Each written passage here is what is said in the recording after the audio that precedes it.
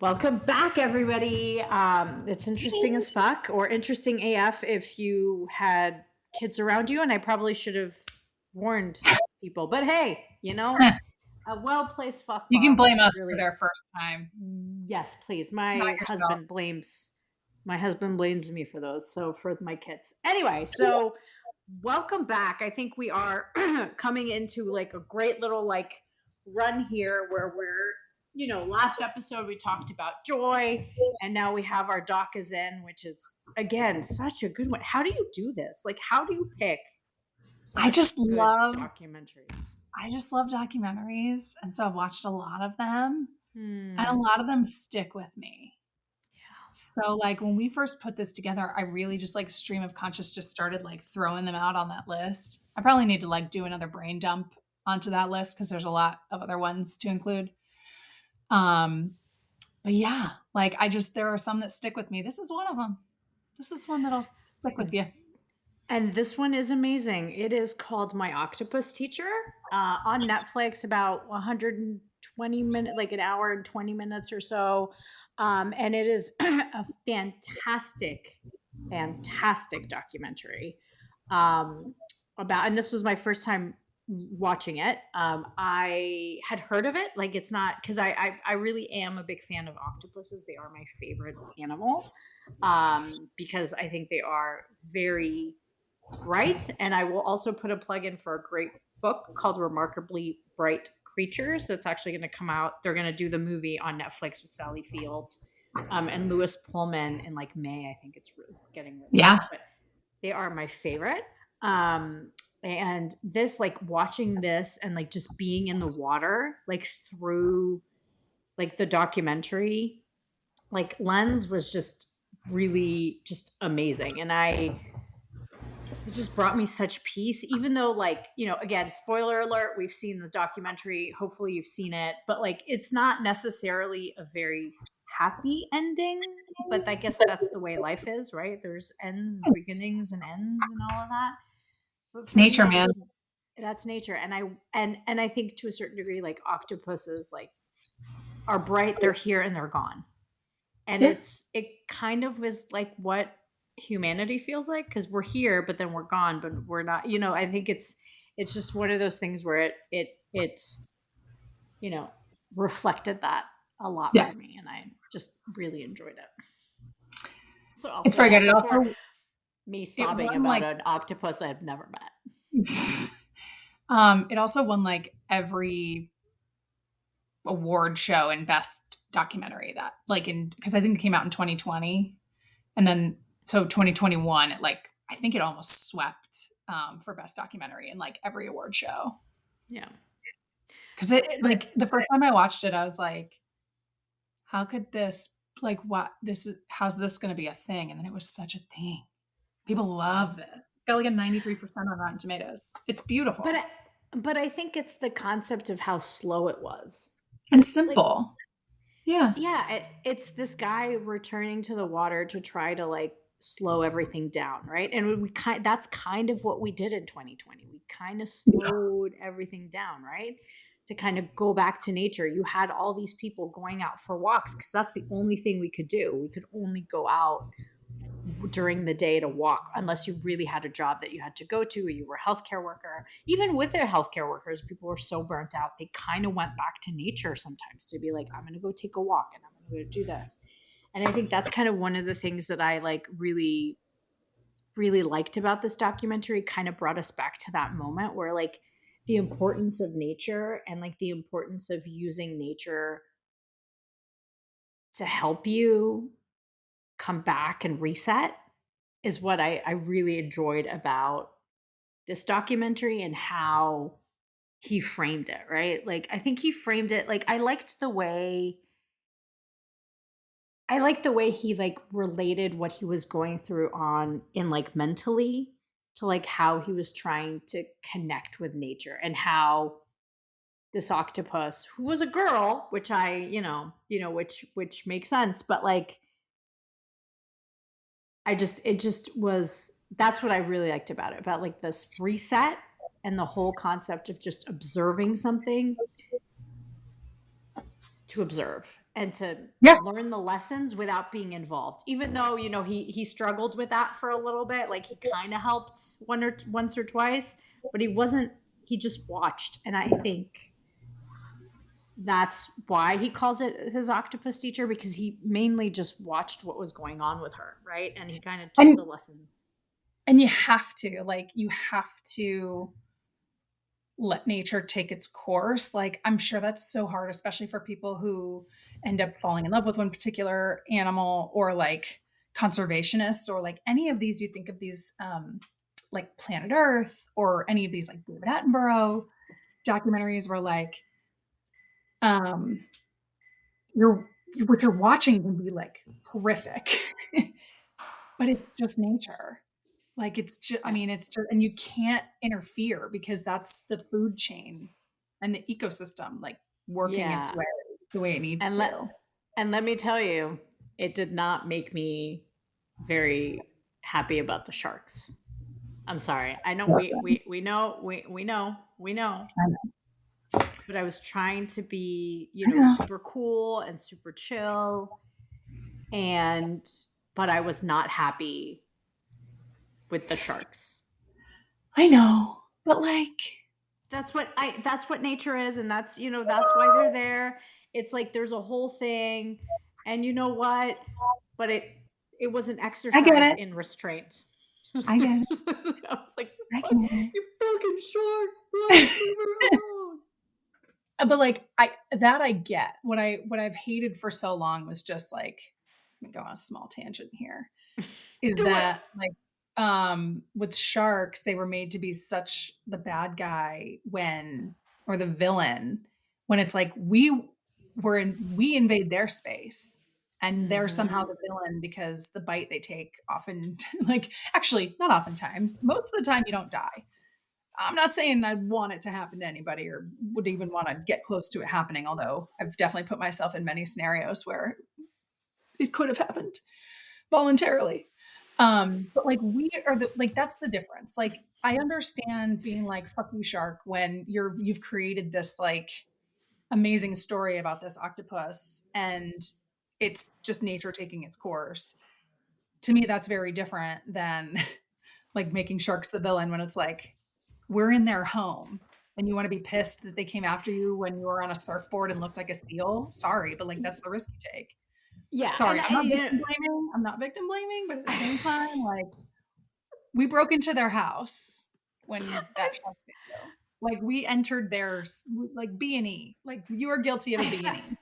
I saw a great reel about, like, well, you know, that phrase where like she was asking for it, Uh-huh.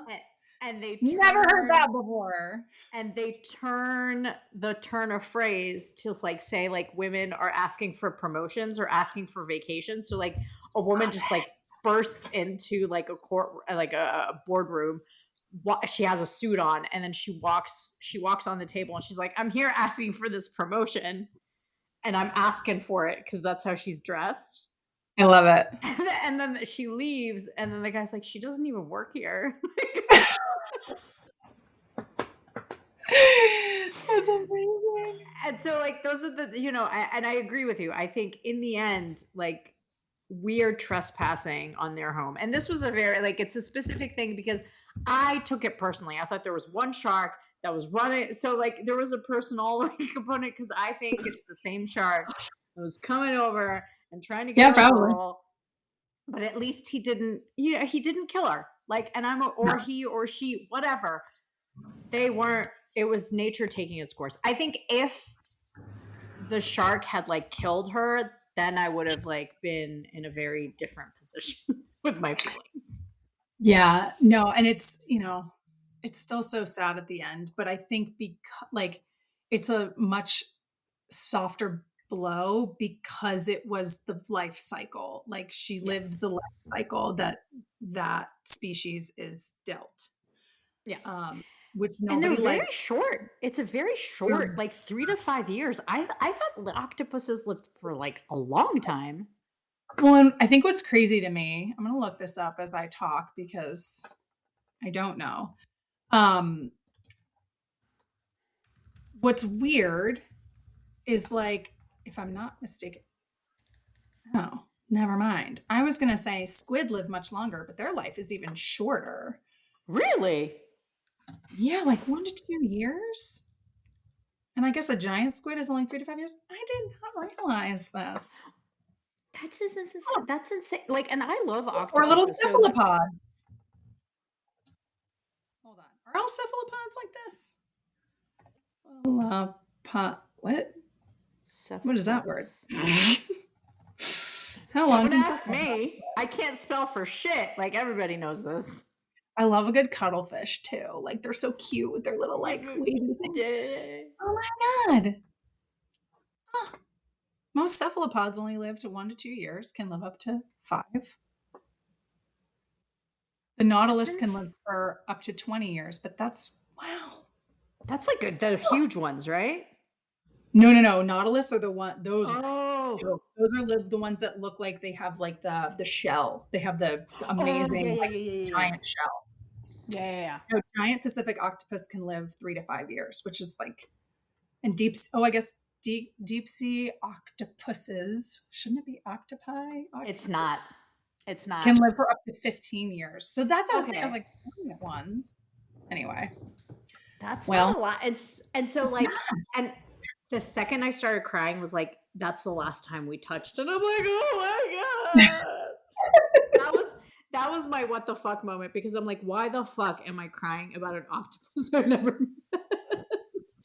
It's a 10 for me on that one. I was like, all right. The tears on the what the fuck of like the second he goes, that was the last. I'm like, she's gonna die, and I'm not gonna handle this. And like, I think what's crazy is like you said, it's slower. It's not this like, big studio produced, Amazon studio, Netflix studio money documentary. And it really like, it got to a lot of people, and rightfully so. I mean, it's a beautiful story, but I also got a kick out of when it was like really big after it had come out and people really started watching it. There were so many people that came out with these reactions being like, this fucking egomaniac won't leave this goddamn thing alone. And I'm like, come on. Like, I think they both got things out of that relationship. Probably he more than her, right? She's an octopus. She did. But she gone. Oh. But like, I make inappropriate jokes to be able to handle emotions. Okay. That's what we do. It's what we do. But I don't know. I disagree with that. I think, and the only reason why I say that is because octopuses are very smart creatures. They're very smart. They are known to like remember things. They are known to like be very like logical and things like that. So like, this isn't the same as like having a sardine, like you like following it its entire life, and it has like a very small brain. And I use sardine as like, obviously nobody's going to do that. But there's like a specific thing that, octopuses, we don't know much about them for a multitude of reasons. That's the thing. The research out of this is huge. The behavioral science that was a part of this, that like, yes, this was telling a story, but like marine biologists can learn so much from this documentary. And I loved how it taught him how to connect more with everybody else. Like it wasn't like, he started taking his son out with him, and like the whole like, oh, we found a baby and we're hoping it's hers. And I was like, I'm just gonna say it is her. I know. I've never met this octopus, and I'm like, why? Like, I'm just like, my mom's like, what the fuck? She doesn't say that, but she was like, dude, like, calm down. Yeah, calm down. And so I think the concept that he used it to like have a way to connect with people and kind of created that organization for people. And I loved the picture. I loved the last frame Oh, of this documentary, where he like went into the sea alone and essentially is like coming back, like coming with people again. Connection, like these yeah. things, like no matter what, he connected with an octopus and found a way to connect to others, to give them a different thought process, to like Mhm. tell them like, let's learn and let's do different things, and let's really fundamentally try to change the sea and how we interact with it. Because a lot of, I will put a plug in here, like a lot of people say that this is the third major extinction event of the earth so far, that like what's happening in the seas, right? Like it's warming, everything's warming up, and these creatures are going to be extremely like in difficult situations. They're already dying off. And I'm so it's going to the Great Barrier Reef in August because I'm so worried. It has been on my bucket list my entire life, and I am so worried with the coral bleaching that it will not be there. And like, I'm taking my son, like, we're mm, all going, we're teaching him how to snorkel, we're doing the glass bottom boat because I don't care if, obviously, I hope he remembers it and he's old enough where I think he yeah. will. But like, I love when somebody, he's too young, he's not going to remember it. It's like, bitch, we're not going for him. Like, sorry, not sorry. I hope he remembers it. But like, I'm so glad he's going to be able to say, I've I been saw there. Nemo and Dory's house before it's gone, because Yeah. it's just so upsetting to see. It's so upsetting. And I think, little tangent on the whole like vacation with kids thing, which I think people have, like, you're either for it or you're against Not a it. I think vacation.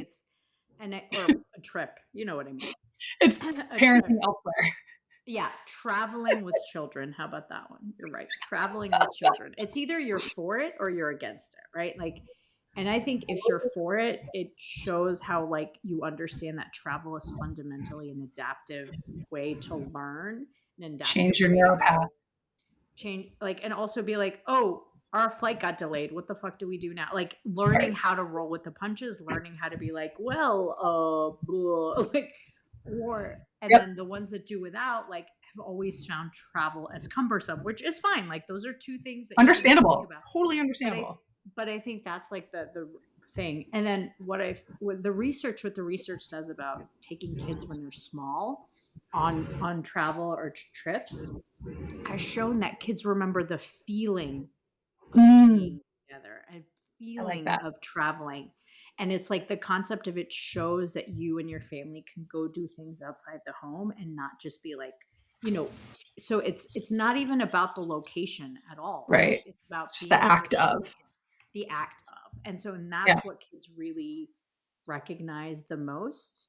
And I think that's what we have seen, and that's what research suggests. I like that. Yeah. I also just like, so the first shark we ever swam with was a nurse shark in the Cayman Islands. And like, I think of this shark, his name was Amigo. I think of this shark when I think of this documentary and when I watched it, because uh, there's a balance, kind of like what we talked about before, like interfering and not, like when to interfere and when not to interfere with the natural order of things.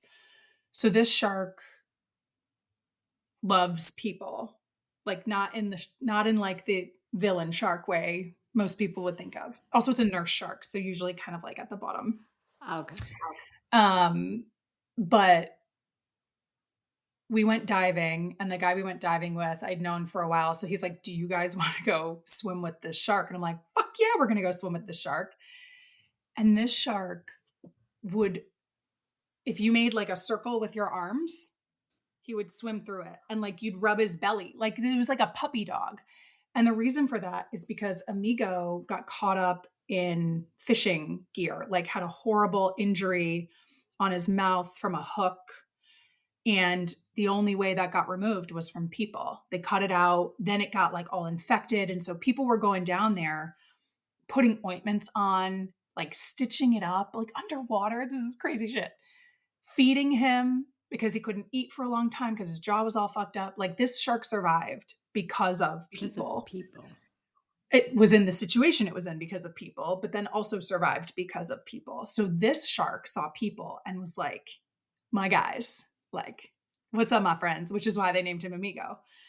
And I mean, truly, like at first, like we're like, hell yeah, we're gonna go do this. Then you get, the shark is. I think he was 4 or 5 feet. Like we're not talking like a big honking shark.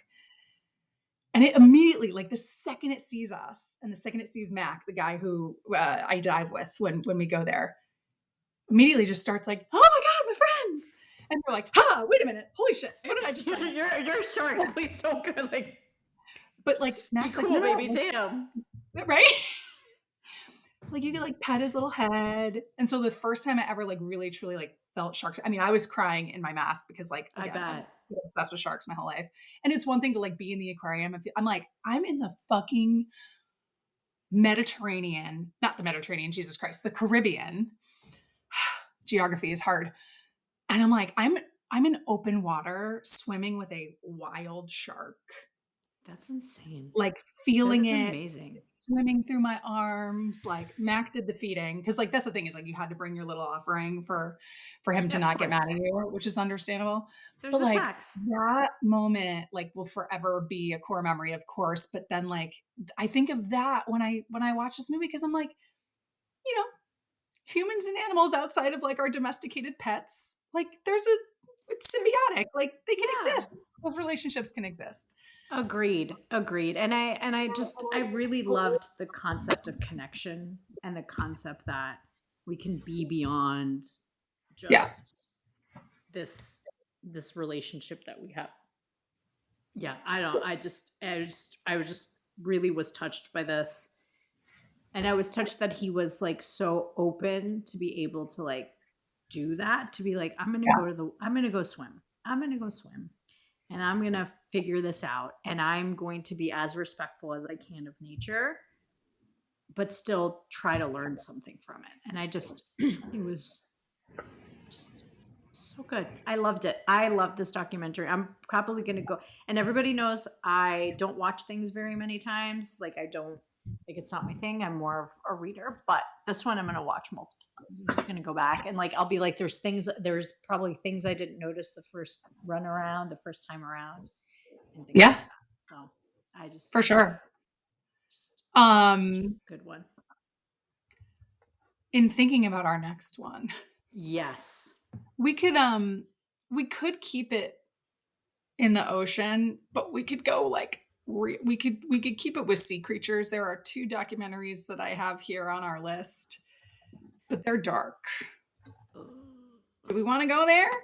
Let's go there, because I feel like, I don't know, I feel like everything's dark right now, and let's go the deep. So the dark. One involves dolphins and one involves killer whales, orcas.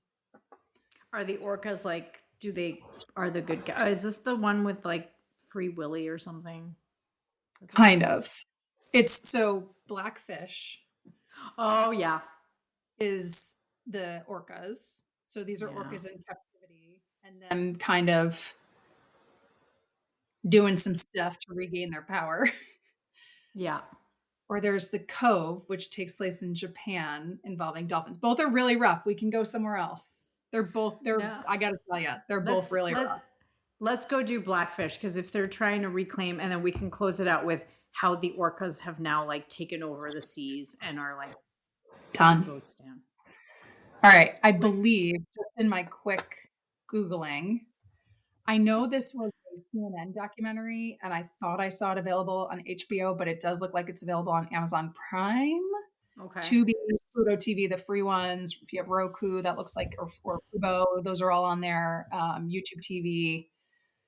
But it looks like Amazon Prime, Tubi are on there.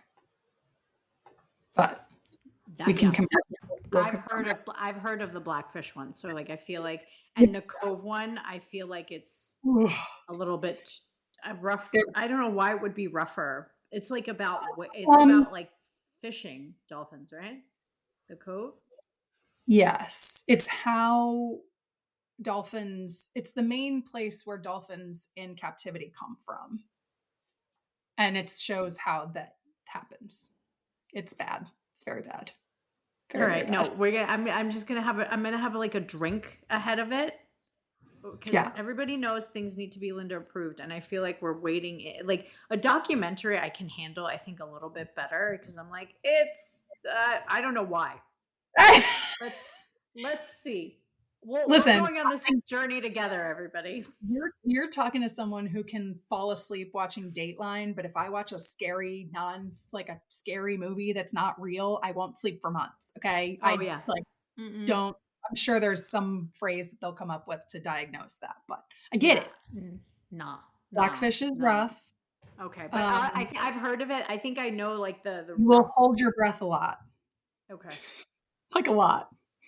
Okay. You will find All right. yourself holding your breath a lot.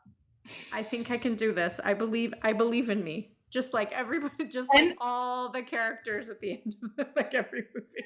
and if you get if you're like, nope, we can't do this, we will pivot to something else. All right, good. I will watch it now and Linda see reserves how it that right to say, goes. fuck Good. you, we're not doing this one. Oh yeah, please. As a pretentious as We've fuck had- person, me having control over this is We've not had going to go so to my much head at joy. all. We've had so much joy in the last couple We of have. documentaries And we we've need watched. to I just gotta bring us back down to reality a little bit. I agree. We have to go back. We have to feel all the feelings. Yeah, this one is whew. Okay. So I'm okay with that. Let's go there. All right. Let's do it. So Blackfish but we is. will do something kind of fun for our next one. We're Yes. going to do an update on 6 Degrees of Elaine because Linda has had some sightings, which I think I've mentioned them, but we will talk about them more specifically during our next episode, which will be 6 Degrees of Elaine Part 2. But including Linda. Also yes, but this time Part 2 is going to be like, asterisk where Linda gets to meet famous people too. Yay! Woo! But yeah, You've had some good ones. You've had some real good ones. I have, and like really random ones where I'm like, wait, what's happening? And one that we can share together. Yes, it didn't happen at the same time, but one that we have it in common. Yes, connection, everybody. You can always find connection. Yay! And on that note, thank you so much for joining us, everybody. It was so much fun, as always, to be here with Elaine because she brings me a lot of joy, even though we caveated it last episode. But obviously, Elaine brings me a lot of joy. Me too, Linda. Aw. Hearts. And on that You're my note, octopus. Don't bring that up again. I start crying. I'm like, what the fuck? Linda. Jeez. I'm actually gonna cry.